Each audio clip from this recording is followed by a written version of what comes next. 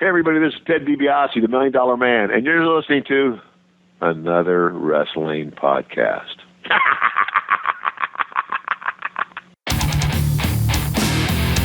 Yo, Hulkamaniacs! It's Thanksgiving night, and this is the happiest time of year for all the maniacs, brother.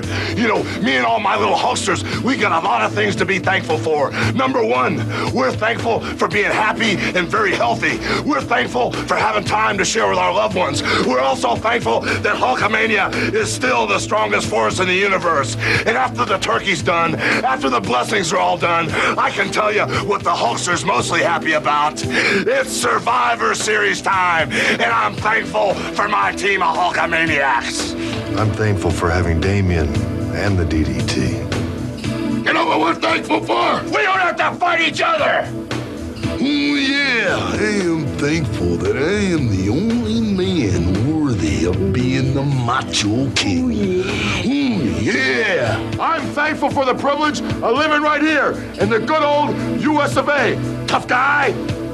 I'm thankful I've got the big earthquake on my side. What I'm thankful for Thanksgiving, for my polka dots. I'm thankful for the judges I serve. I'm thankful for wrestling, cutting, and strutting. I'm thankful for my good looks. I'm thankful for having the most ravishing body in the WWF. I'm thankful because I ate Ricky Rude. I am thankful for being the world's smartest man.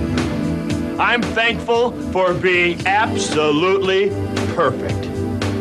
Yeah, we're thankful for having sardine stuffing in our turkey tonight. I'm thankful for spending Thanksgiving with all the members of the Heenan family.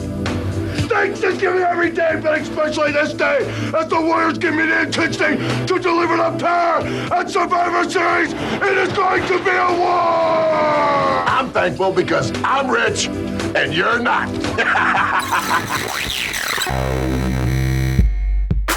It's time for another wrestling podcast with your hosts, Steve Credo and Jonathan Benjamin.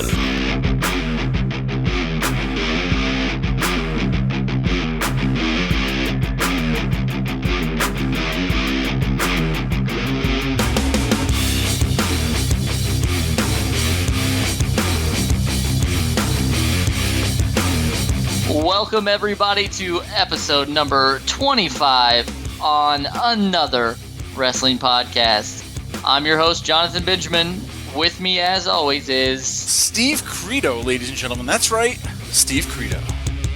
Today, I thought that, Steve, we've done 25 episodes now, and it's that special time of year where we like to give thanks.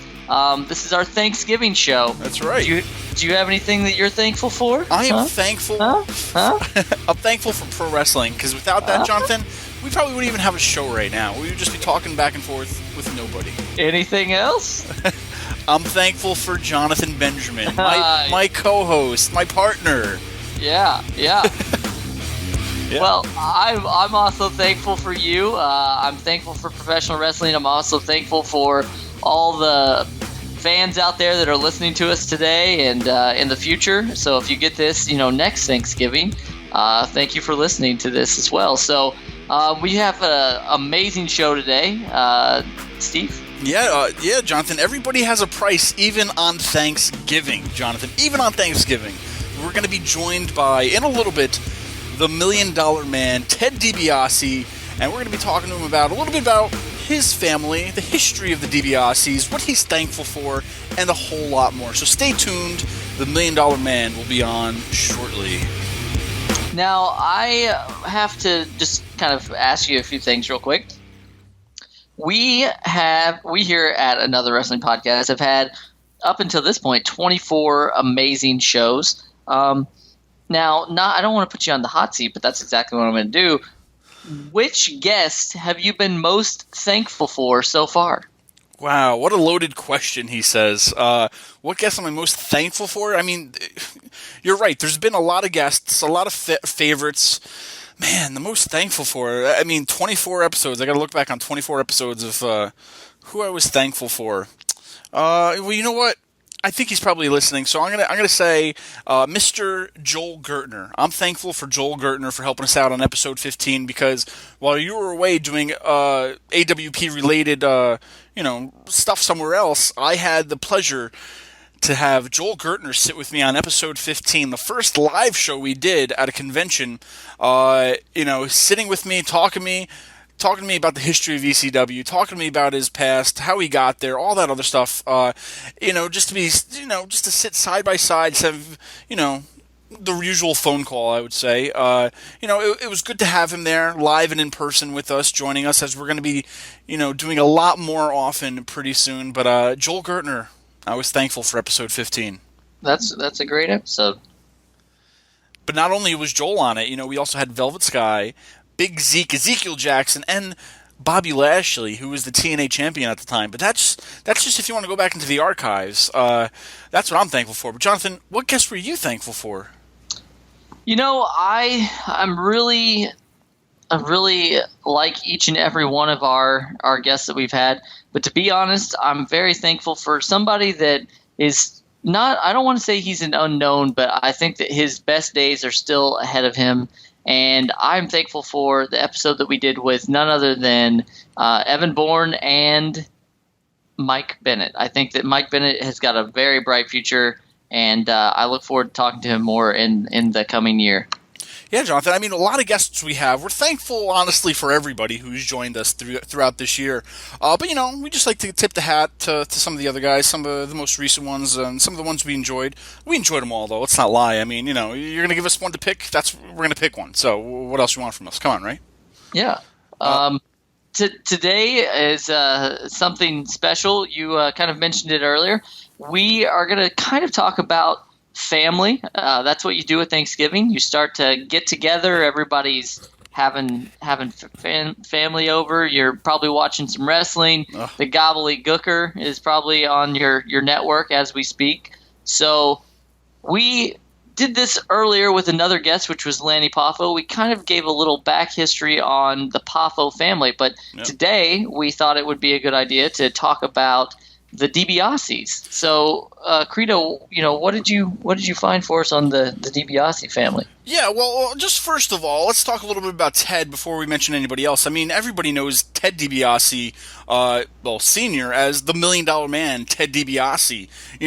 He's done it all. He's done it all and then some, you know what I mean? He was in the WWE, the WWF, if you grew up watching wrestling like us. The $1 Million Man. Everybody had a price, and, they were going to pay Jonathan. He was the first WWF North American Heavyweight Champion. Did you know that? He was a 3-time WWF Tag Team Champion with IRS and the 1988 King of the Ring. He also, as everybody knows, created his own championship, the $1 Million Championship. But, he was more. He was more to us. Here's what I want to really say. I think he was the first guy that really didn't break the kayfabe. You know what I'm saying? This guy traveled to each show in limousines. He had first-class tickets to wherever he went, and that was all just to keep up with his character. You know what I'm saying? So if you saw the $1 Million Man traveling in between shows, well, guess what? He was really traveling, styling and profiling, wheeling and dealing, not like the Nature Boy, but, he was the $1 Million Man, Jonathan. Just a few accolades of what I mentioned, some of the championships. He even held the WWF Championship belt in 1988 after purchasing it from Andre the Giant, which was by far one of the best things I've ever seen. Not even winning it, he just bought it. Because why? He's the $1 Million Man. Jonathan, though, anything else, Ted DiBiase, that stood out with you growing up? Because, he had some title wins. He bought a title.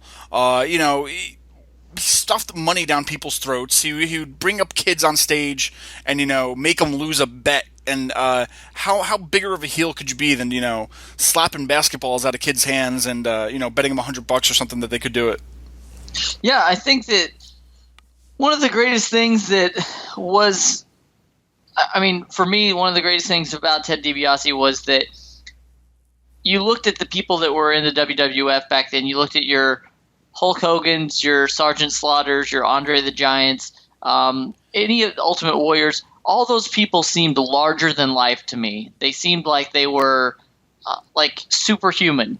But Ted DiBiase, for me, was one of the first people that I saw that was just like another person, but he was wealthy beyond his means. So he wasn't jacked. He had a good physique, but he wasn't like as ripped as the Ultimate Warrior or Ravishing Record or anything. But I think that probably kind of narrowed it down to me and thought, I obviously didn't do it, but like, hey, I could do something like this because he's a normal person too. So I think that was a crazy thing. But then I remember, and I don't know if you know this or not, but there was a young fan that came up to do some of that stuff for money, and it ended up being none other than Rob Van Dam. I don't know if you remember that. I did not know that. I have to look that up. That's pretty funny. Yeah, it's pretty awesome.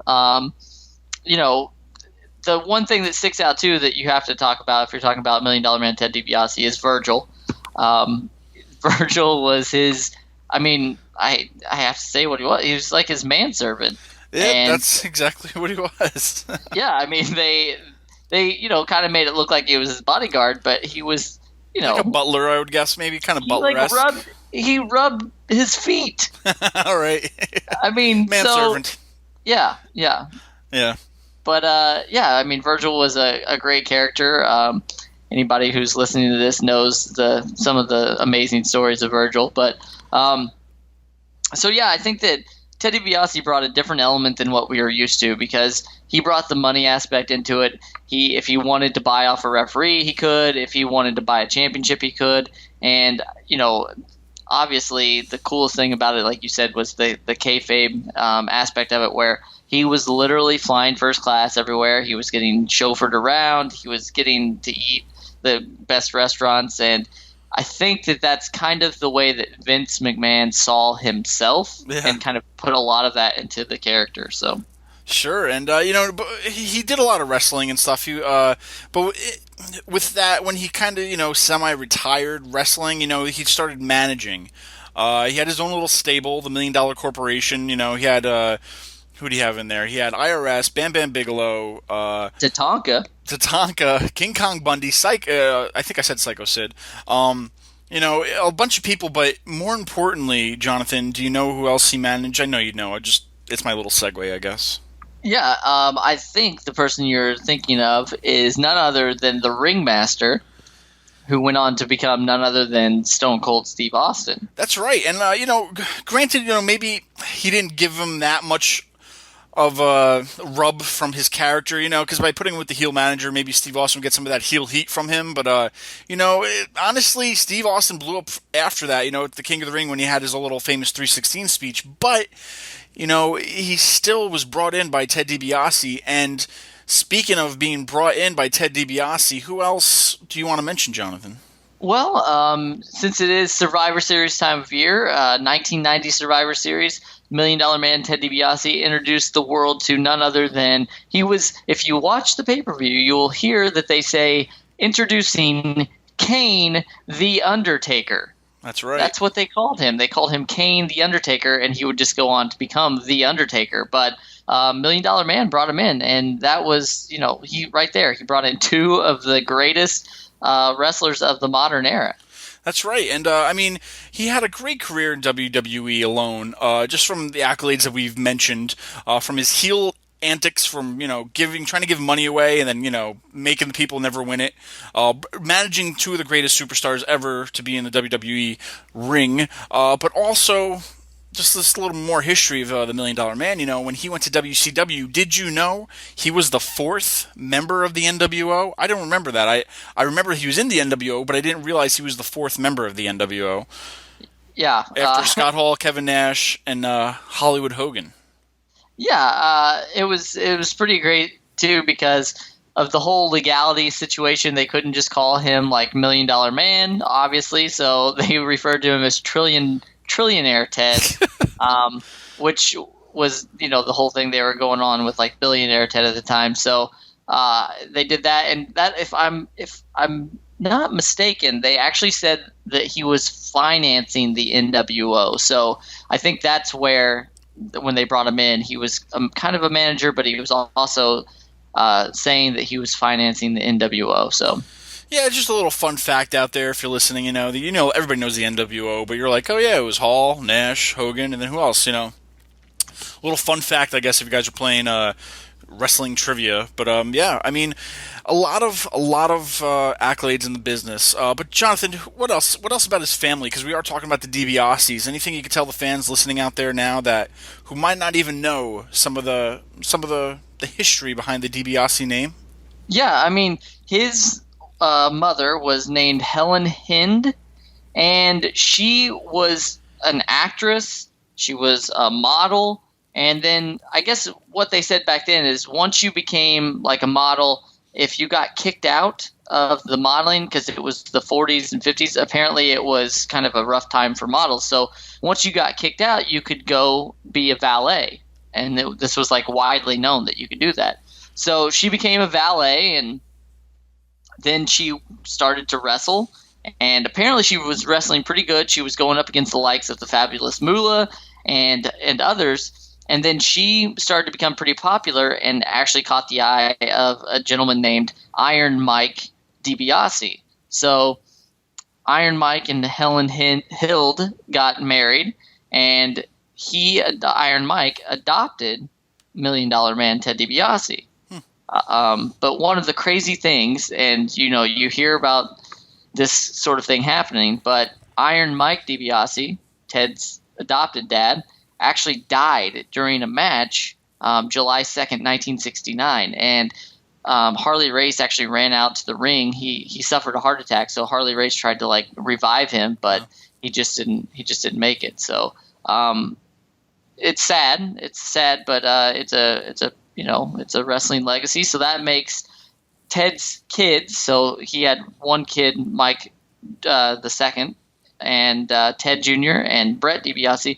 So they're all third generation wrestlers, actually. So they're like The Rock in that sense, that they're third generation. So there's not a lot of those around. There's some, but Natalia is also a third generation. But so that's it's just kind of cool because I didn't really realize how involved his mother was in professional wrestling. Yeah, definitely. And you guys could read the history. We don't want to give you a history lesson, but it's just fun to know a little bit about, some of the facts before we actually talk to Ted in a little bit. And even if we talk a little bit about Ted Jr., who, came into WWE, was part of a legacy with Randy Orton, Cody Rhodes, and the Manu, who they kicked out later on because they realized he wasn't as good as they thought, probably.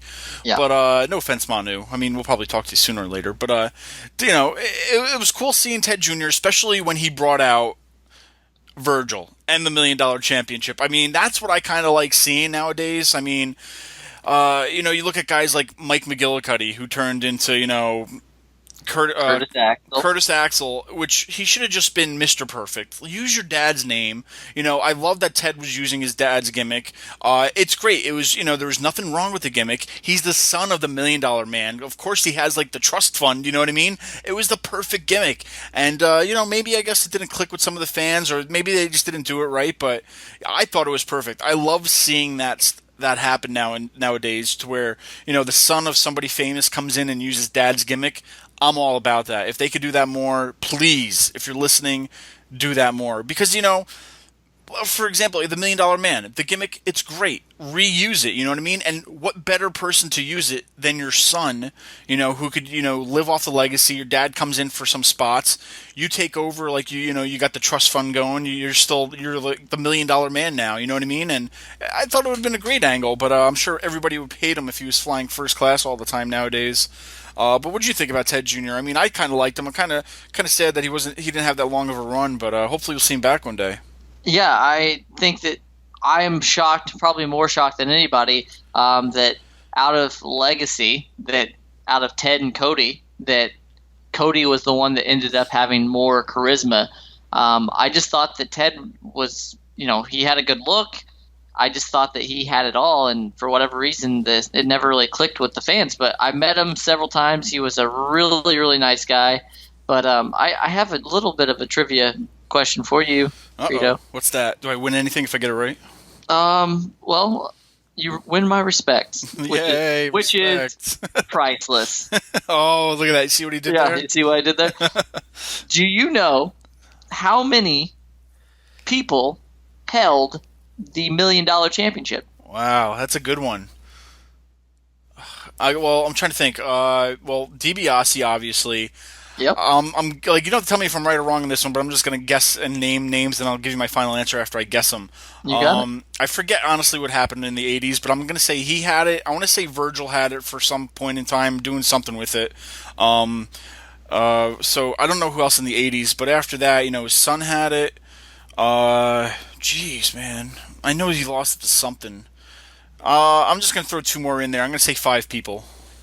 Well, you are close, but as they say, close only counts in horseshoes and hand grenades, my friend. So the correct answer is 4. Oh. It was the $1 Million Man, Ted DiBiase, Virgil, Stone Cold Steve Austin, and Ted DiBiase Jr. Oh, did I not say Steve Austin? I thought I said Steve Austin. You did not. Jeez, man. I thought I said it. Anyway. Yeah, well, think in one hand and you know what in the other. Wow, I'm surprised, though. Only 4. I would have thought maybe somebody else might have taken it for something, but that's interesting, though.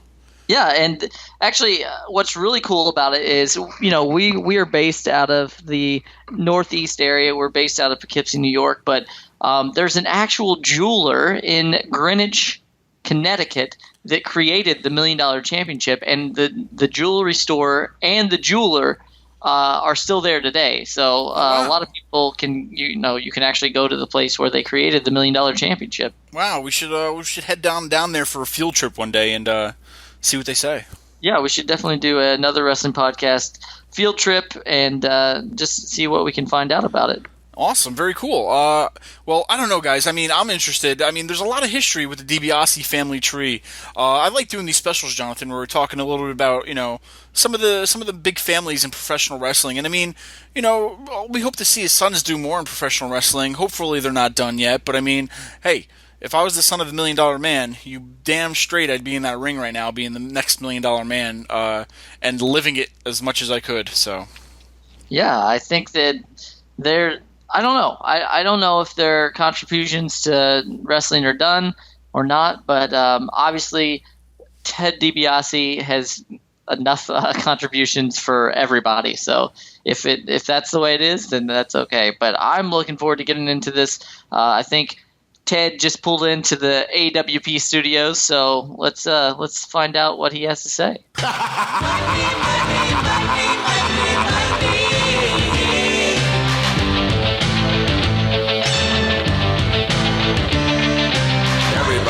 Got a price.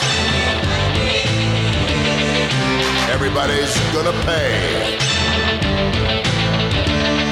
'Cause the $1 Million Man always gets his way. All right, joining us tonight is WWE Hall of Famer, WWE legend, the man who needs no introduction, the $1 Million Man, Ted DiBiase. Ted, thanks for joining us. It's great to be with you this evening, guys. Thanks. Now, Ted, you came from a wrestling family with both your mother and father wrestling. When did you start to decide that wrestling was the right fit for you? Well, I loved the business my entire life, for that very reason. It's like there's a lot of people who say, there's a lot of second-generation wrestlers, but I can't think of anybody else that had both of their parents, wrestling. And so the thought was always there. I mean, I grew up loving it. It's like I idolized my dad. Of course, once my mom and dad married, my mother didn't wrestle anymore. So, I mean, it's like I can only remember maybe one time when I was young that I ever actually saw her wrestle. But anyway, yeah, it's kind of like I was like a little kid that grew up saying I wanted to be just like my dad. Mm-hmm. And so I've loved the business ever since I was very young. I used to, I'd watch my dad and I'd wrestle on the floor with my little brother after the matches, like a lot of kids do. And I'd get a hairbrush and stand in front of the mirror and cut interviews, all that stuff. But then, reality is that my dad didn't want me to be in the wrestling business for the same reason once I got in the wrestling business, I didn't really want my boys to do it. It's not the wrestling at all. It's the lifestyle. It's how hard the life is and what it can do to you. And as a parent, those are the things that, I came to realize why when I was older. But anyway, I wanted to be like my dad, so I wanted to wrestle. But my first love for the longest time became football, because in the back of my mind, even though I loved wrestling, I didn't know if I would ever really do it. Because I guess I would venture to say that if my dad had lived, out of respect for him, I probably wouldn't have done it. Mm-hmm. But anyway, I did. You received a scholarship to West Texas University for football, like you were saying. So you weren't the only professional wrestler who attended there. Barry Windham, Tito Santana, Dusty Rhodes, and the Funks, among others, went to West Texas State. So what do you think brought so many of you legends and Hall of Famers down to West Texas State University? Well, West Texas State, the influence there was the Funk family. Dory Funk Sr. was the promoter of what was then in the Amarillo territory. And, both of his sons, Dory Jr. and Terry, attended West Texas State. And I think it was just that influence going forward. Different guys that came along, that came to the school to play football, but ended up becoming wrestlers. Bruiser Brody, Stan Hansen, oh my gosh, Dusty Rhodes. Actually, Dusty didn't play football. Dusty was a baseball player. But again, it was the influence of the Funk family. And when I was there, there was 3 guys that became stars on one team. Tully Blanchard, myself, and Tito Santana were all on the same team. Wow. And then after us was Kelly Kaniski, who didn't stay in the business, and then Barry Windham and Manny Fernandez. So it's kind of a joke, like that West Texas State graduated more pro wrestlers than pro football players. Mm. Now, you mentioned the Funks. You were trained by Terry and Dory Funk Jr., 2 of the greats. Do you feel that you learned everything you needed to know about pro wrestling from the Funks? I don't think I learned everything from them, but I mean that was the beginning for me. The beginning of my beginning to learn the understanding of the psychology of wrestling started with the Funks. And in retrospect, if you examine the territories back in the days of the territories, and you look at the guys that went through and came out of Amarillo, and then you look at the guys that went through and came out of Mid-South, you're going to see, the A-list of guys. Well, just look at all the guys that came out of West Texas State that didn't just become wrestlers, that all became stars. Yeah. Incredible. And again, the Funks, and again, Dory Funk Sr. was very good friends, very, very good friends with a guy named Eddie Graham. And Eddie Graham's regarded by just about everybody as probably the greatest in terms of ring psychology. Bill Watts is another guy who studied under Eddie Graham. Dusty Rhodes is another guy as a booker that studied under Eddie Graham, and they were all great. So, but I think that was the influence there. All right, and now, were the Funks as wild as everyone says, or could you remember anything from training from them that was maybe a funny story about that? Oh my gosh, I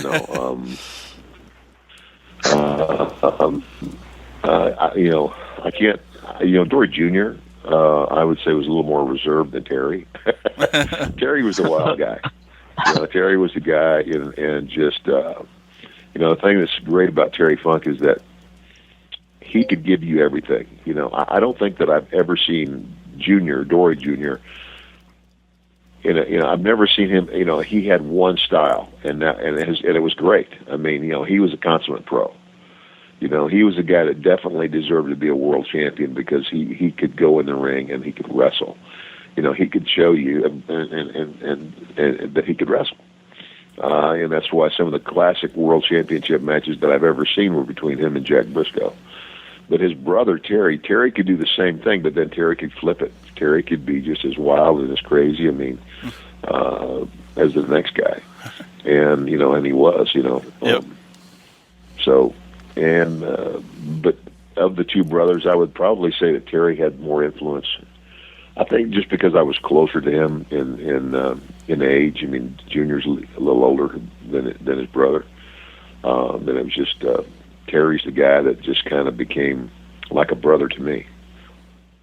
So, as a matter of fact, when my opportunity came to go to the WWF, as it was then, anytime I made a major decision in my career, I always ran it by Terry. And so, of course, when I told him what Vince had in mind, he said, "You know what? Pack your bag. Don't look back." If he's got something, which the idea was, the whole $1 Million Man concept was Vince McMahon original. And he said, if he's got that and he thinks you're the guy for it, he says, you'd be an idiot not to go. So I went, and the rest is history. Right. Now, before you went to WWE, you spent a lot of time in Mid-South Wrestling. You also spent some time traveling around the different territories. But your first match was against Danny Hodge, who has quite a reputation. Can you kind of walk us through that match? Well, I couldn't walk you through the match. I mean, so long ago, I couldn't remember the entire match. And of course, we're talking about a TV match, in a studio that, in a 1 hour show. So that match probably didn't last 5 minutes. And the reality is, I was so nervous that, I couldn't, I couldn't tell you the first thing. All I could tell you was that from the very beginning, my greatest concern was I was always extremely conscious of not wanting fans to be able to see through my work. In other words, every time I got in the ring, the attitude was, if I don't accomplish anything else, I'm going to make sure these people believe what they see. And so until I could throw a good punch, I didn't throw a punch. And, of course, back then, when you're a young guy breaking into business and you're in an opening match, you don't throw punches. It's like, you wrestle. It's, again, psychology. There was a time when guys in the first or second match would throw a punch. It's like as the night went on, it got more and more. It was like if you start throwing punches and hitting people in heavy chairs in the first match, and by the time you get to the main event, who cares? And that was my whole problem with ECW.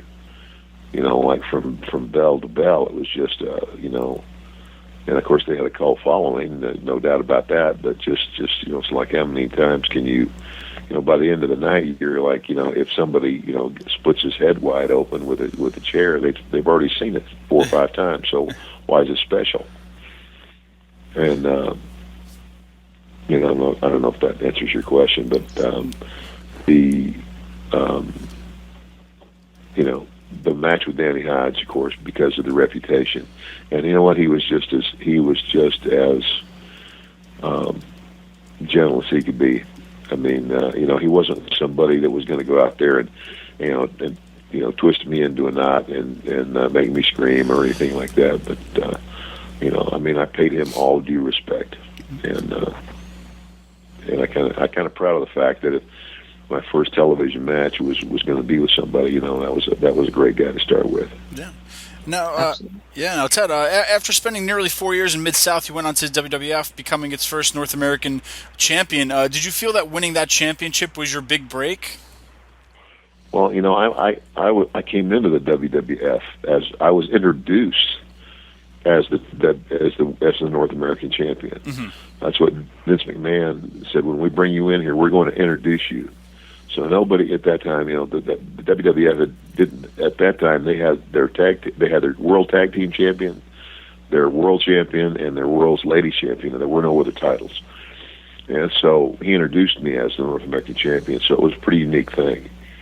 And then along the way, I happened to mention that, I didn't tell him right away, but I mentioned to him at some point. I said, Bill Watts' champion down in Mid-South is called the North American champion, which he wasn't aware of. And so that's how that happened. I dropped the belt to Pat Patterson.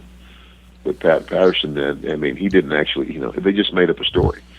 Pat went off to some tournament in Rio de Janeiro, and they, everybody put up their titles, and then whoever won the tournament would come out the Intercontinental Champion, and he won it. And so it's kind of funny. Pat's always been given credit as being the first Intercontinental Champion, and I guess he was. But in reality, it was me. Well, there you go, Jonathan. Learn something new every day. I mean, it wasn't really. I was never called the Intercontinental Champion, but I was the first person brought into the WWF with a title that had, that previously, again, for their history, they had a world champion, world tag team champions, and a world ladies champion. So there's a little backstory to that. Nice. Yeah. Now, we kind of talked, not a lot, but about the territory system. Do you feel that professional wrestling suffered once most of its territories started to get bought up, or they just kind of got disbanded? Do you think that was needed to grow as a professional wrestler, the territory system? Well, here's the thing. It's almost like a catch-22 situation. You're screwed if you do, and you're screwed if you don't. And of course, I was like, when I first started watching and seeing what Vince was doing, and what Vince did was really a stroke of genius. I mean, looking back, he took wrestling, which was, wrestling was pretty much a blue-collar crowd form of entertainment. It wasn't really mainstream. It wasn't it wasn't, I don't think it was ever considered family entertainment. And that's what he made by dressing up the characters and making them very animated, over the top. You always knew who the good guys were, the bad guys were, and ultimately the good guy would win. And then, so you got the superheroes, like Hulk Hogan and the whole deal. I was like, $1 Million Man, I was like wrestling's answer to Snidely Whiplash, with the boisterous laugh and the whole deal. But when Vince started this, he had the entire country and all those territories to get his talent from. Now, the story goes is that he went to all those promoters and invited them. He says, "Here's what I'm about to do." He gave everybody full warning. "Here's what I'm about to do. I'd love for you to join me, but if you don't join me, just know that I'm coming." And so, of course, the only ones that I think really went with him were the Briscoes down in Florida at the time. The flip side of that is, where's all the new talent going to come from? That's the problem. Is that in wrestling today, they've got a tremendous training facility down in Orlando. I've been there. I spent a week there. I was a special guest trainer. And it's a great thing they're doing. But the bottom line is, you can't learn this business working out in a gym. You have got to get in front of a live crowd. And it's kind of like, it's an apprenticeship. It's, we would work every single night, and we would work in front of a different crowd every night, in a different town every night. It was a circuit, I would say, each night of the week, you came back to the same towns on a weekly basis. And doing that, you had to learn how to really work, because now you can't go back there and have the same match all the time. So you got to think, it forced you to think, forced you to grow. And when you first start, a rookie like me, I might be on the first match in some podunk town, but the guy across the ring from me's probably been working, 5, 6, 7 years and has the ability to lead me. And so you watch other talent and you glean from them. You see something you like, and you take it and you make it part of your repertoire. And over a period of time, you develop your own character. And that's just not. It's just a cookie cutter thing now. It seems, and the reason there's so much more drama in the shows as you don't have guys today that know how to do that. I never had a scripted match in my life. And I'll be honest with you, the reason I didn't do well there when I went back as a producer was that reason. I told Arn Anderson, Arn, I said, you know what? I said, I can't do this. I said, because I never did it. I said, the only thing I knew when I walked in the ring, and he knew it, I knew the finish.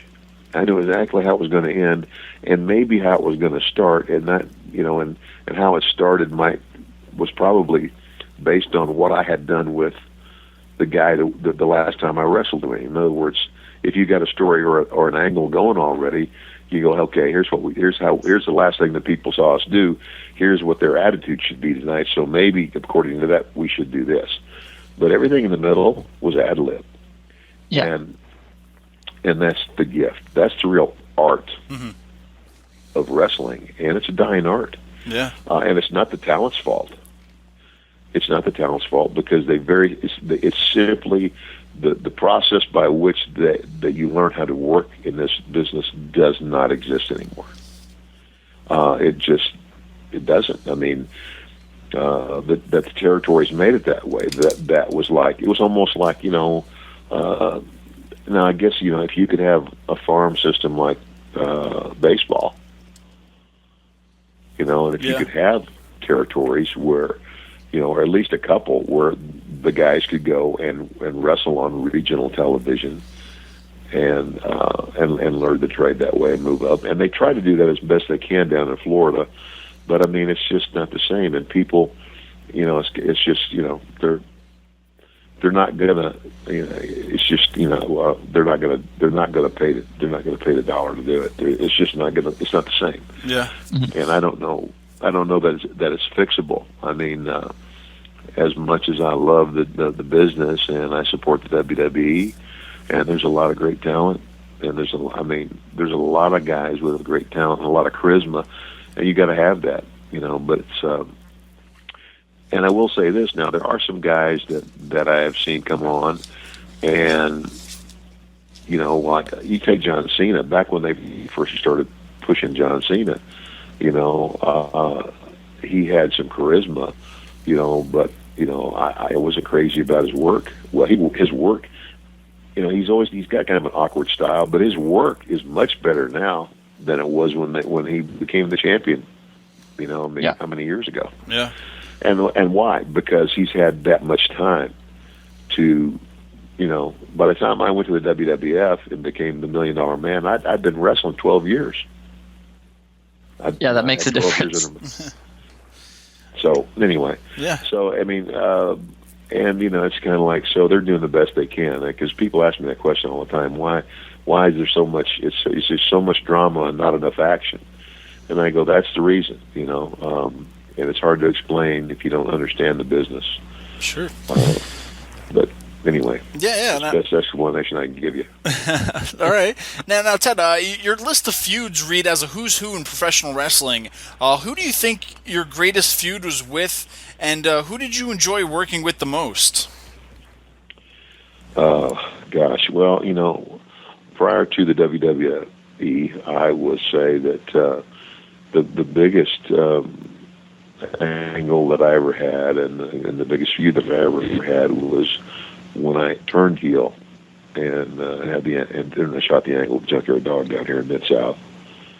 And of course, then I went to Atlanta, and in Atlanta, I did something similar there and had a run with Tommy Rich, and but I would say the feud with JYD, and then in the WWF, it's hard to say. I mean, I had a great run with Macho Man. I mean, that was, the whole thing the whole first year of my, when I came in, I came on the scene in the summer of, what was that, 87, and then by WrestleMania in March of 88, that the culmination was that tournament, the thing with me saying I was going to buy the belt and the whole deal, but even though I lost that match with Savage, then for the next almost year, it was either me and Savage in single matches, or me and whoever, Andre oftentimes against him and Hulk, or him and Hulk and somebody. So I had a pretty good run with Macho Man and loved working with it. Absolutely loved it. And then the next the next one that I think that I enjoyed the most and probably was the most significant would be with Jake. Yes. I had a good run with Jake the Snake and loved working with him too. Actually, my favorite WrestleMania match was with Jake at WrestleMania 6. Now, you've had some pretty amazing firsts. You've introduced a lot of people into the WWE, but something that people may not know is that you actually wrestled Hulk Hogan in his first Madison Square Garden match. When you had that match with him, did you think he was going to become the star that he did when you wrestled him that night? No, I mean I had no idea. I knew that they just with his size and his appearance and everything, I could just see the dollar signs in Vince Senior's eyes. But when I wrestled Hulk at that time, he was still pretty green. I mean, I'd been in the business I think by that time that was what year was that? That was 80 or 79, right? So I'd been working, for 4.5 years, and I don't know that he had much experience prior to that, and I was a baby face, and he was the heel, and of course I called the match, and Vince Senior really paid me a compliment because I went to Vince because I said I know you really want to get this guy over strong, and that match with Hulk. His first match in the Garden was my last appearance in the WWF. That was the first run I made because when that match was up the next day, I got on a plane and I flew back and started in Mid-South, and then was back in Mid-South again. All right. So, but no, I had no idea. I don't think anybody did. Now, Ted, you technically held the WWF Championship, even though you purchased it. Do you think at that point in your career, though, you deserve to actually win the title? Well, people always ask me this. You're the one guy that so many people say should have, been the champion, and you never really were officially a champion. In NWA, the same thing. I was one of the 2 or 3 guys at one time, being touted as NWA World Champion. It never happened. And, of course, there's politics in a lot of that, too. But as far as the WWF title, in reality, when we went to WrestleMania 4, the first thought was that I would win that tournament. And, of course, if I'd have won that tournament, I would have had a run with Hogan and the belt, and it's the thing. You keep feeding the main guy heels. So I'd had my run, and then I'd have dropped the belt back to Hogan, and I'd have got back in line. The whole idea about me creating my own belt put a lot more heat on me, and that's what this business is. It's about making money, and so would I have liked to have been world champion at some point? Yeah, it'd be nice to say that you're a world champion. But in reality, championship belts are props in this business, and it is a business. So, it's like somebody saying, "Well, I was, 8-time or 9-time or 15-time world champion." I said, "Yeah, because somebody wrote that into the script, pal. Quit believing your own, Yep. It's a business." Exactly. So, am I hurt or am I dismayed because of that? No, not at all. Okay, so you were also a part of a very successful tag team, Money Incorporated, with Erwin R. Shyster. Now, I have my own thought about this, but I would ask you, what do you think your most memorable match as a part of Money Inc. was?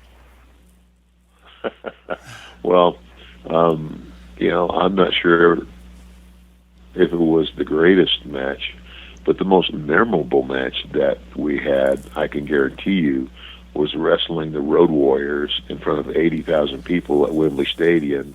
That's the one. Was just about out of his mind on painkillers. As a matter of fact, the reason that we went on first, I mean, here we are, the World Tag Team Champions, and we're the first match. Well, the reason we were the first match is we told Vince, we said, Vince, if you don't put us out there now, if we wait an hour and a half or whatever, he said he might not be able to go to the ring. Wow. Yeah. And that's why we went out first. So yeah, that was the most memorable match. Oh boy! Hey, but you know what? I love those guys. I mean, Hawk was a great guy. I mean, and eventually he got that under control in his life. And irregardless of, we all have our issues. Absolutely, every one of us have our demons. And but there's a guy who would give you literally the shirt off his back. And he's one of those guys. If you had the choice to have one friend go walk down a dark alley with you, and you knew you were going to have to face 15 guys, who would that one guy be? It would be Mike Ekstrand, because he was legitimately as tough as they come. Mm. The only other guy, beyond that guy, people ask me, and I would probably say that would Haku. Haku was one of those guys too. Kind of like, where does a 300-pound gorilla sleep? Anywhere he wants to. Yeah, that was definitely the match I was thinking about. I remember you guys, they came out on the motorcycles, and you had a brand new suit on, and I remember watching that, and it was definitely my favorite Money Inc. match, for sure. Now, Ted, as your tag team career started to wind down, after winning an impressive 3 tag team championships, you began your career as a manager. At that point in your career, were you happy to not be wrestling anymore and just, still be a part of the business and managing? Well, the reason that I went from wrestling to managing, I would have continued to wrestle longer had it not been for a neck injury. And in reality, the neck injury was not actually an injury. It wasn't like I had a match and, oh my gosh, I hurt my neck. It was something that manifested itself after. When I had left the WWF at the end of '93, in the SummerSlam '93, I wrestled Razor Ramon. That was the last match I actually ever had in the United States. And I went to Japan for a while. And the only reason I left at that time is, I mean, if you've read my story, in March of '92, just a little bit earlier, is when this life change happened to me. When I was confronted by my wife with, adultery and crazy living and lifestyle, and realized I was putting at risk the most valuable things in my life, the stroke and ego trip, and my life turned around. And by the summer of '93, I realized if I don't get out of here for a while, this is going to suck me back in. In other words, if you're going to quit drinking, then you can't hang out in the bar. And back then, life on the road for us was like rock stars. It was the next town, the next show, the next party, the next girl, down the road you go. And so that's really why I left in '93. Now, when I left, I went back to work in Japan for about I did 2 tours. And literally, I went back over to Japan. The first night I was in Japan, All Japan Pro Wrestling giant Baba put the World Tag Team Championship belts on me and Stan Hansen again. My first night. And then I thought, man, I'm off and running again.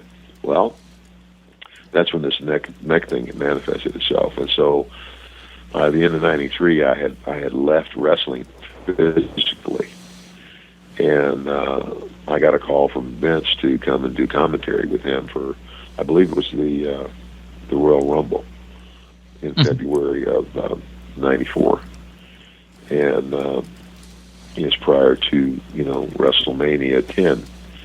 And he liked it, and I enjoyed it, and I told him, I said, hey, if you're interested, I'd like to give this a go. And I said, I have nothing against coming back and in a managing role. And he said, well, come to WrestleMania 10, and we'll see. And all the rest is history. So I became a commentator and a manager. All right. And had a pretty good run. Yeah. Yeah, and you left the then WWF for WCW shortly after you started the $1 Million Corporation. As soon as you got to WCW, you immediately became part of the NWO. Even though you were part of something as big as the NWO, what were your initial thoughts going into WCW after just being in the WWF? Well, I mean, I went to WCW. Really, I wasn't disappointed in WWF. Vince put me back on the road. And that's a business decision. And in reality, in hindsight, I should have sat down and talked to Vince.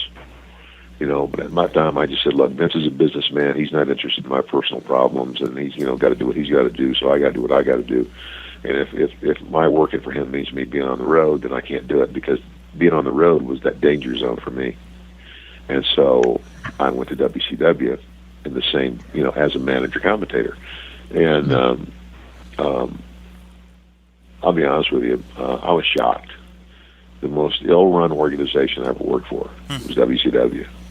And it was like the fact that, and I'm going to tell you something, the only reason that they competed with Vince and the wrestling wars went on for as long as they did is because you had stars created by Vince McMahon that were now going up against new stars created by Vince McMahon, because Eric Bischoff couldn't create a star if it hit him in the head.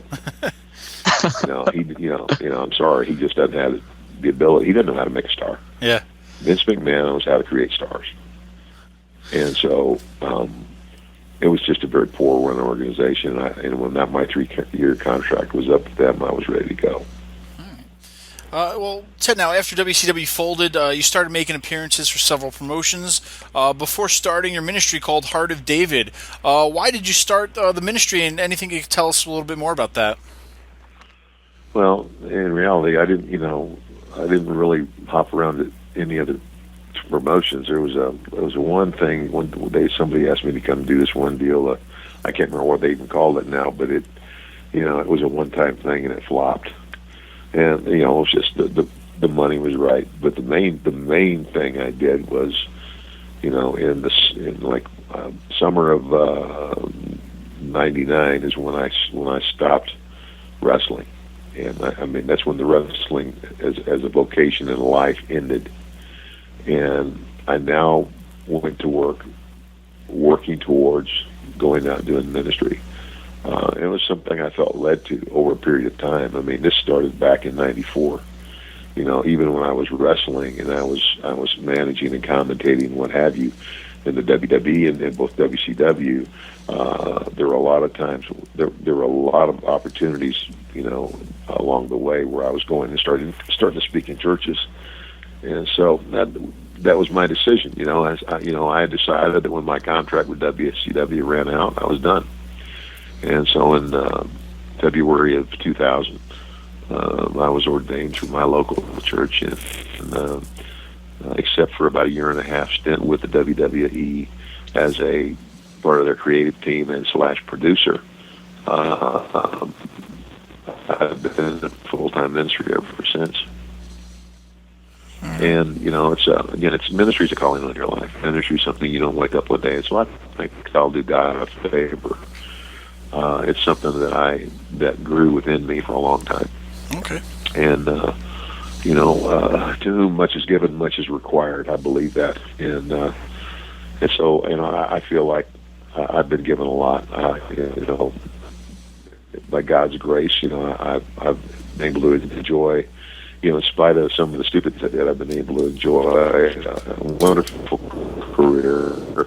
I've got a life that was loving and kind enough to stick with me through hard times and forgive me and restore my marriage. And so, if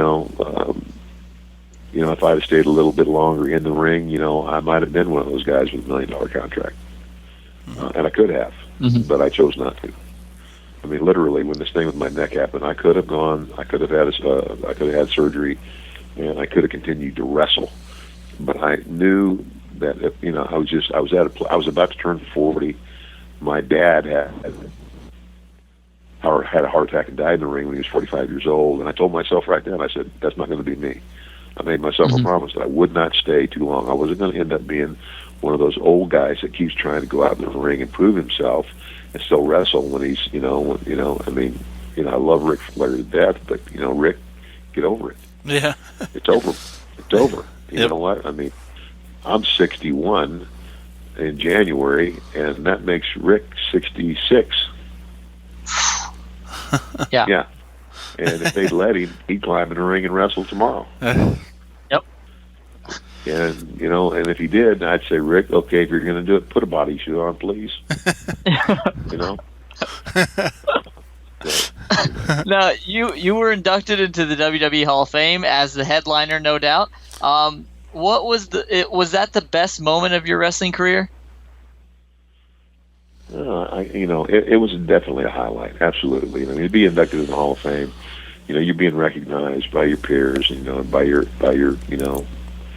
and included in a group that, a lot of the guys included in that group were guys that I looked up to and admired. So yeah, it was a very special moment. Was it the moment? I don't know if it was the moment of my life, but in terms of, I don't think I could pick one. There were several huge moments in my wrestling career, but that would actually, absolutely, that's the cherry on the top, though, for sure. Lightning round. As the $1 Million Man, what was the most expensive thing you ever bought?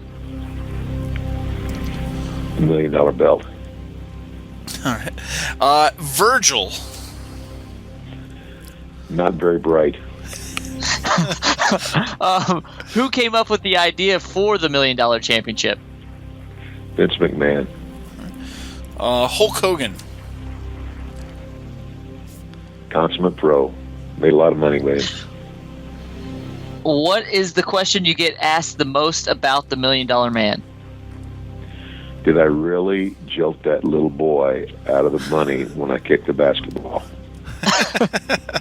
And the answer is no. It was all staged. All right. Who is your favorite wrestler of all time? My dad. Vince McMahon. You know what? A guy that I will be forever grateful for, because I wouldn't be doing this interview if it weren't for him. And you talk about a guy, love him and hate him. It's kind of like a love-hate relationship, but I think anybody that's ever had a boss has had that. But the guy has an unbelievable work ethic. There's no way I can, in a few words, describe Vince McMahon. But he's a working machine, and he's as disciplined as they come. And it's kind of like there are times when I have sat in awe of that work ethic. It's like, and look what it's done. And they also say there's a fine line between genius and insane, and I believe Vince walks that line. Now, how did you come up with your signature laugh? Again, I did an interview at one of the TV tapings. Vince happened to be walking by, and he heard it. He stuck his head in the door, and he said, "That is the $1 Million Man. I want to hear that laugh every time you do an interview." And so, once again, it was Vince who trademarked my laugh. Now, this is our Thanksgiving show that we're doing, so could you just give us, a couple things you're thankful for? I'm thankful that I'm still married to a wonderful woman. I'm thankful that I'll be able to celebrate Thanksgiving at home with my family, and I'm thankful that I'm able to watch my grandchildren grow up. And I'm thankful for an unbelievable career. And I'm thankful for wrestling fans, because wrestling fans, in my opinion, are some of the loyalist fans in the industry. Once they're there, they just stick with you. And if it weren't for the fans, again, you and I wouldn't be having this conversation, and I wouldn't have much to talk about. So I would say thank you for all the fans. Lightning round. Now, Ted, we here at Another Wrestling Podcast really appreciate your time with us tonight. It's an honor to have you on, and we are humbled that you allowed us the time that you did tonight. Thank you very much. Well, I appreciate it, guys. It's because of guys like you and other interviews like this that it keeps me going, and it keeps my name out there, and in reality is I couldn't give three nickels about being famous anymore. But it's what it helps me do is it helps open doors to pursue the passion of my life now, and that is to present people with change in my life because of Jesus Christ. And again, I tell guys all the time, people all the time, I said, I'm not a wrestler in the physical sense of the word. I haven't climbed in the ring, put the tights in a long time, but I wrestle now for the souls of men. And I can tell you countless stories about lives that have been changed, including mine. Not by my power, but by the power of a Savior who died on the cross and rose from the dead and will come again. I firmly believe that with all my heart. And that's why I keep doing what I'm doing, and that's why I thank you guys for allowing me this opportunity to share a little bit of that with you. Yep, thank you. Well, yeah, we definitely appreciate it. Now, is there anything, we do live in a world with all this social media and websites and all that stuff, is there anything that you would like to use to direct people, whether it's Twitter or a website or anything like that? Yeah, on Twitter, my Twitter handle is MDM, Ted DiBiase. And, Facebook, again, I mean, I have a like a personal Facebook page, and then I also have a, like a business page. Mm-hmm. So I don't think it'd be hard to find. Ted, thank you so much for your time once again. Really appreciate it. All right, man. Thank you. Oh, wow, Jonathan. $1 Million Man, Ted DiBiase. What a guy. A great guy to talk to. We'll definitely be sure to have him on in the future. Great interview, Jonathan. Happy Thanksgiving, everybody. What a great show. We couldn't have done it without our friends at Collector's Realm, Jonathan. That's right? Oh, yeah, absolutely. Collector's Realm is the best place to go. Now that it's Thanksgiving, it's time to start thinking about the holidays. And you can go there to find anything and everything related to pro wrestling, comic books, you name it, they have it. And, Steve, I don't know if you know this or not, but on Sunday, December the 14th, from 12 to 2 p.m. at Collector's Realm, which happens to be in the Duchess Marketplace. It's right off of Route 9 in Fishkill, New York. None other than wrestling's hardcore legend, Mick Foley. Wow. Mick Foley coming to Dutchess County, ladies and gentlemen. Guys, if you want more information, check out collectorsrealm.net. You can find all the information, store location, times, hours, Facebook, Twitter, all that stuff. Once again, a big shout out to Collector's Realm. Yeah, we thank you guys very much, and definitely come out and see them and tell them that AWP sent you. That's right.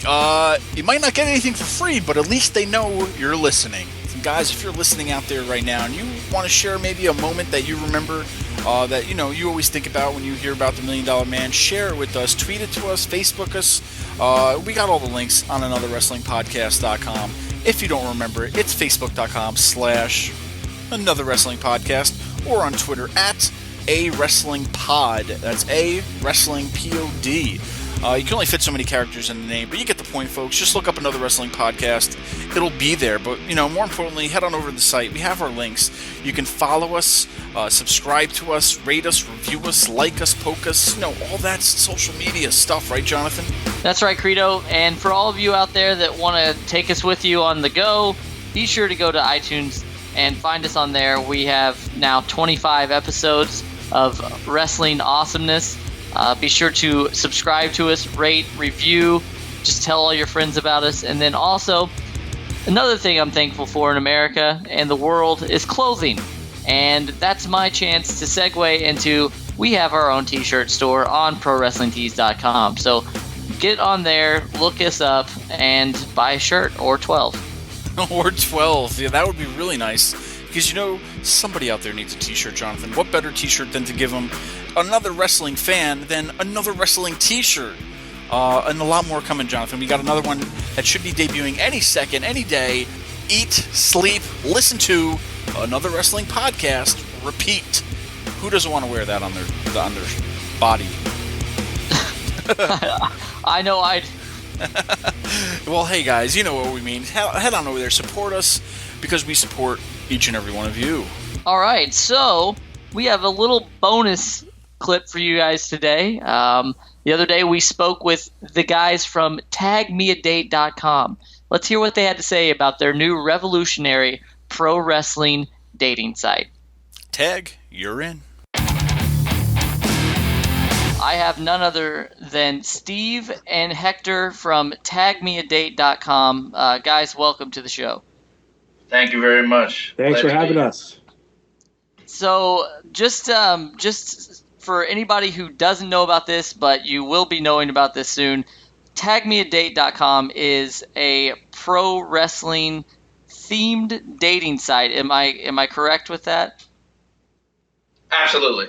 It's a dating site for wrestling fans of all kinds to find relationships through wrestling, a passion. Find it through a niche concept like wrestling. Okay. So I have to, first things first, I just have to ask you guys, how did you come up with this idea?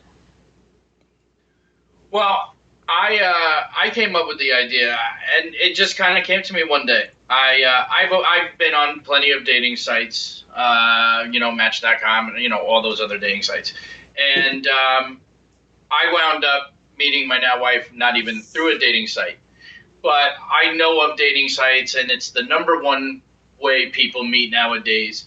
I currently had a job, and things didn't go well with the job, and I was kind of at a place where I didn't know where I was going to go from there. And one day I literally started thinking, well, dating sites, and then I started thinking, well, wrestling is one of my biggest passions, and it's something I always said I wanted to do something related to the wrestling business. And then I looked at my wife and I said, what about a dating site for wrestling fans?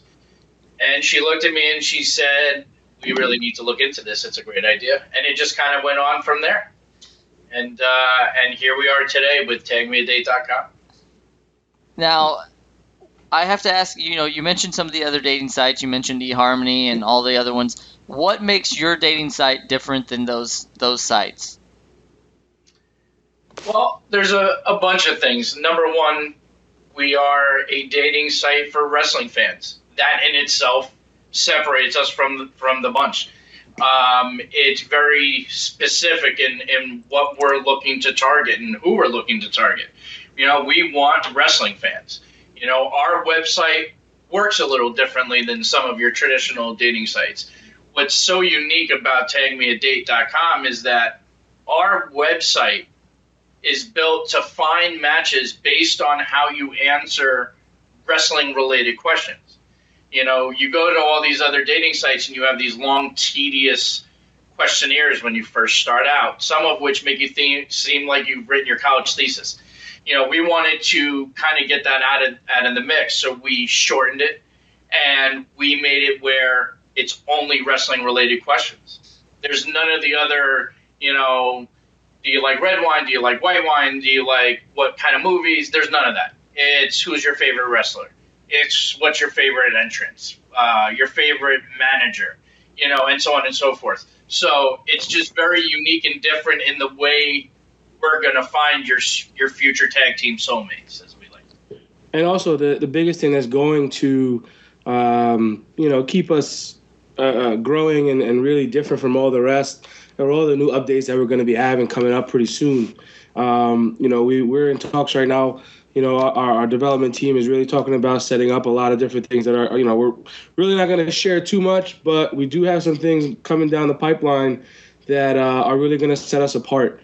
A couple things that no other dating website has, it's really going to be something crazy. So, sticking with the wrestling theme, sticking with, the niche that wrestling is, the tight-knit community that it really is. Our website is really going to start growing and start taking shape.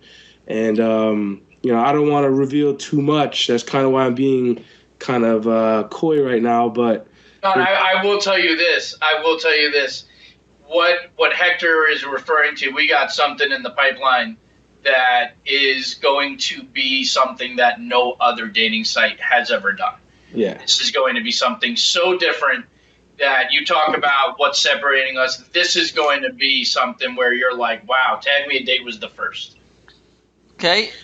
Now, since, like I mentioned earlier, there's a pretty big buzz going around. You've been featured on a lot of different wrestling news sites. You've done several interviews. You're starting to go to a lot of shows. The momentum's starting to build for you guys. So if you don't mind me asking, about how many people do you have signed up right now?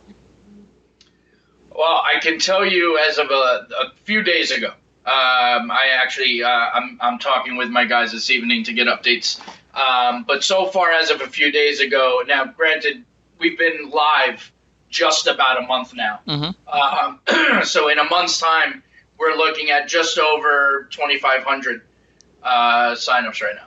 That's amazing. Now, when you start to see these, has it been predominantly male, or is it a good mix of both? Well, right now we're looking at about a 75-25 split, male to female ratio. That's something that we're definitely working on. We have a lot of things in the works right now that are going to try and build up our female demographic in our database and going from there. So, the typical split on any website or any dating website is close to like 70-30. 80-20 is somewhere I guess people are happy with.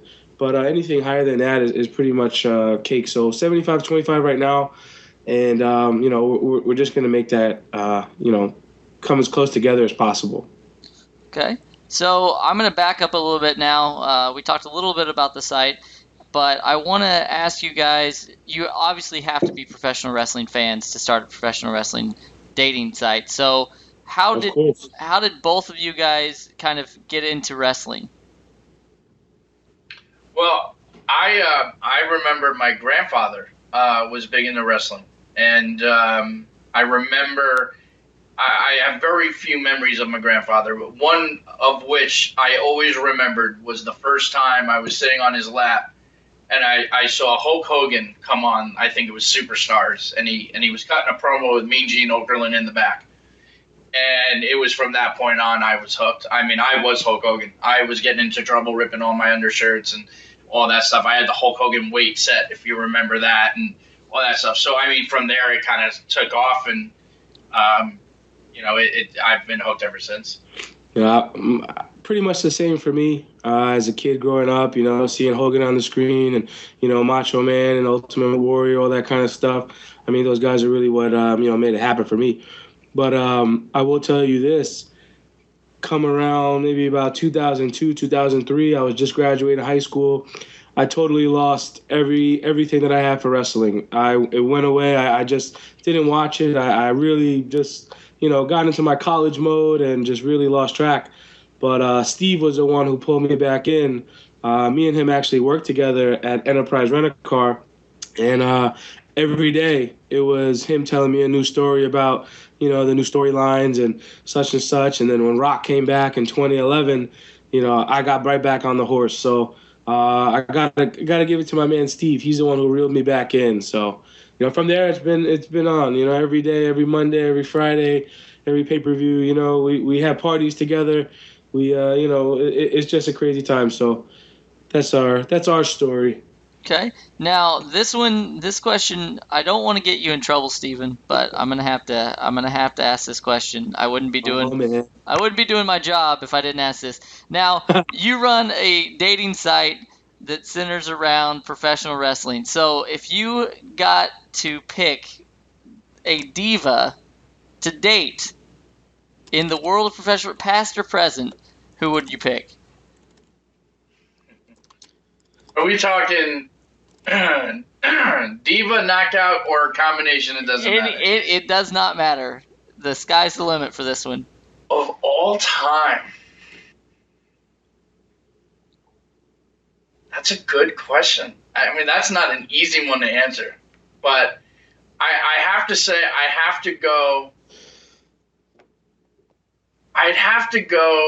with Trish Stratus. Okay, that's a very strong choice.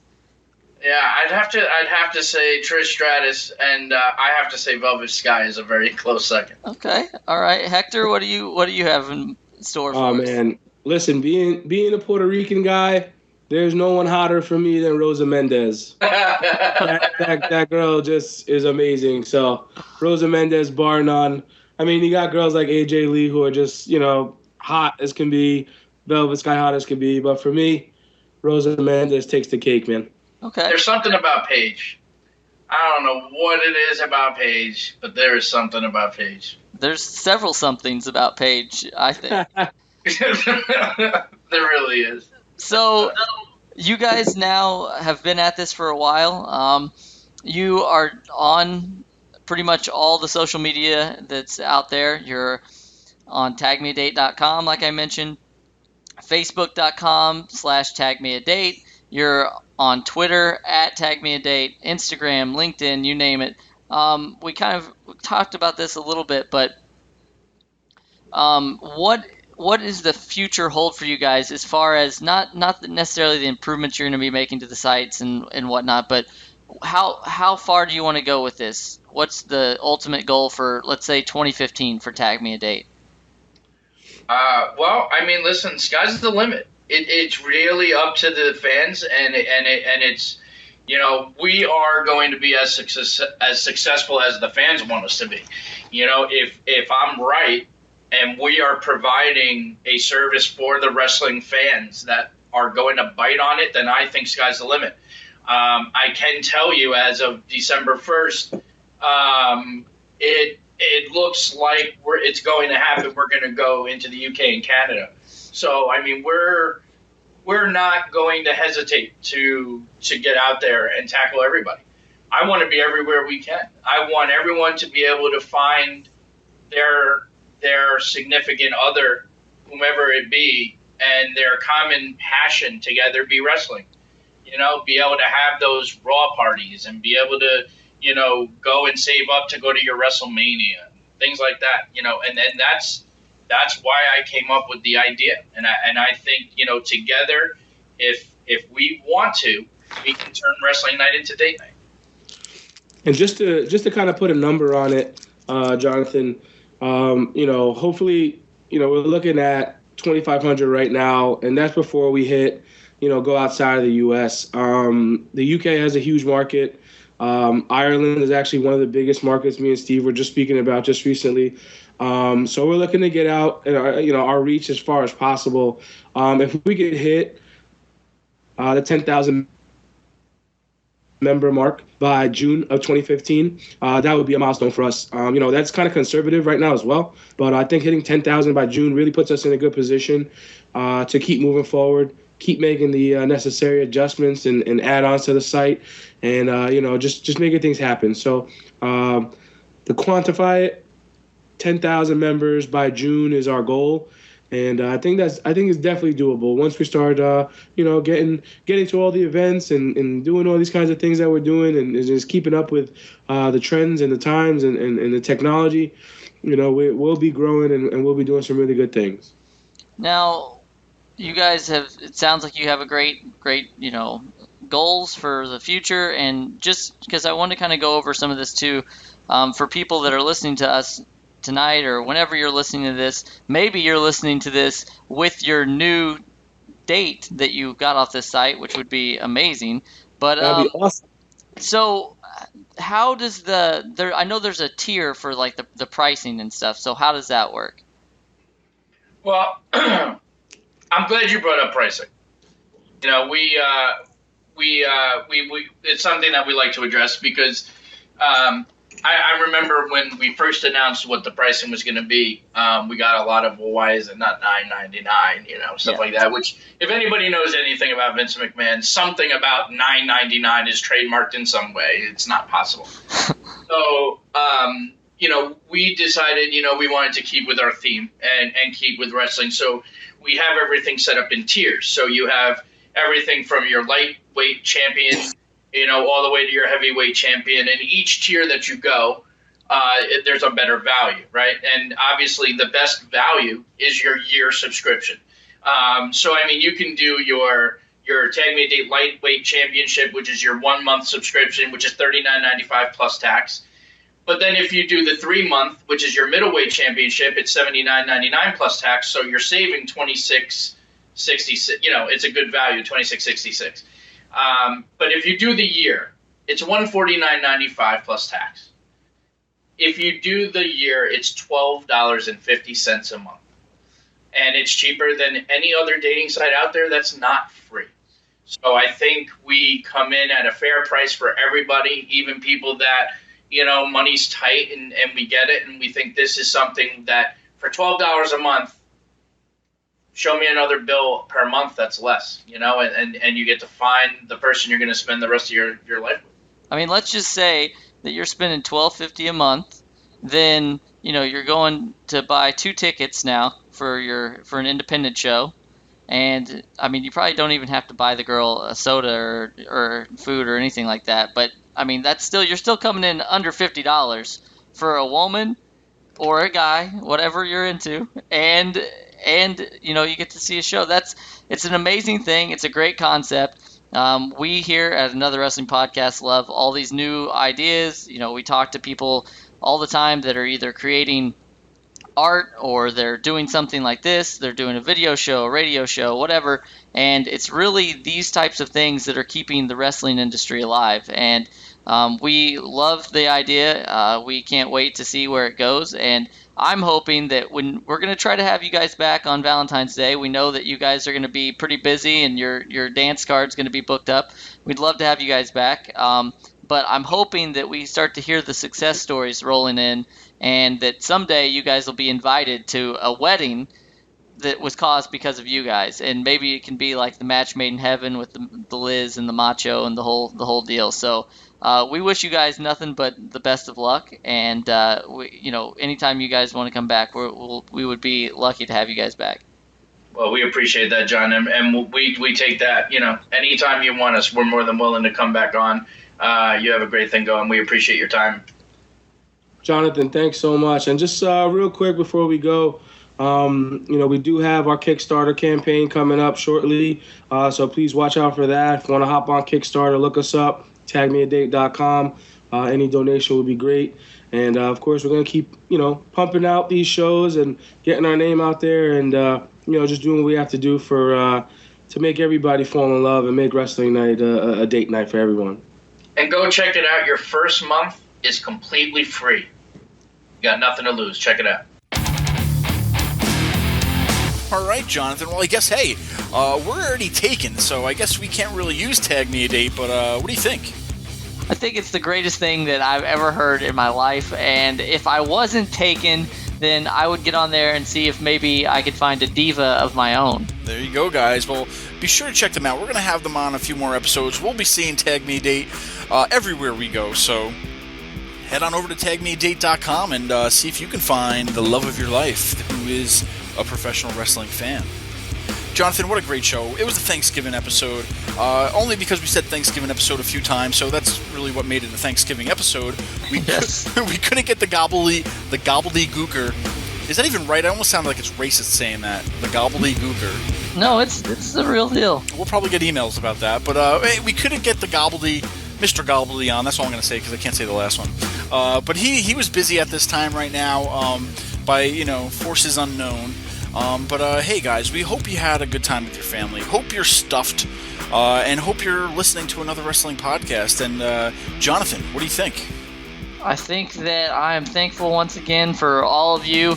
Join us for the next Another Wrestling Podcast for none other than the Tuesday Night Delight, the Shaman of Sexy, the Guru of Greatness, and John Morrison. And John Morrison. Thanks for the plug, Jonathan. But, I mean, you don't have to go too highly of me. But, yes, that's right, guys. John Morrison will be with us in December. So stay tuned. Check out anotherwrestlingpodcast.com for more information and future guests. We want to thank you for listening today. We are an independent podcast. Every week we create something for you to listen to, and it's absolutely free. We are a wrestling podcast for wrestling fans because, after all, we are wrestling fans. If you enjoyed the show today, here are some ways you can help us out. First off, you can subscribe to our show on iTunes. While you're there, rate us and give us a good review. Why not? If you're looking for more AWP, then head on over to anotherwrestlingpodcast.com to find out more about upcoming guests and where we will be. Be sure to like us on Facebook, follow us on Twitter and Instagram, and buy an official AWP shirt from ProWrestlingTees.com/Another Wrestling Podcast. We couldn't do the show without you. So tune in next week for Another Wrestling Podcast.